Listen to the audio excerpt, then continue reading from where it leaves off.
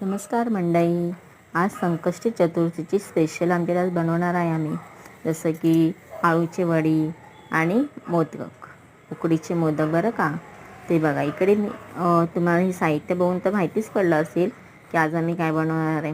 ठीक आहे, तर बघा एकीकडे माझ्या मुलीने आलूच्या पानांना पीठ लावलेलं आहे आणि एकीकडे मी मोदकाचं सारण भरून मी मोदक तयार करत आहे. ठीक आहे, मग तुम्ही काय काय करता अंगारकी संकष्टी चतुर्थीला ही कमेंट करून नक्की सांगा. ठीक आहे, तर आम्ही दोघी एकीकडे कामाला लागलेलो आहे. एक मी मोदक बनवते आहे, तर एकीकडे ती वडांच्या पानाला पीठ लावून ते तयारी करते, कारण की उशीर झाला ना आम्हाला खूप म्हणून. ठीक आहे, मग ती मदत करते म्हणून माझं पण काम जरा लवकर होतं. हे बघा आता असं मोदक तयार झालेलं आहे. फक्त मी 11च मोदक करते आणि आम्ही फक्त चौघं असल्यामुळे आम्हाला तेवढे पुरेवत.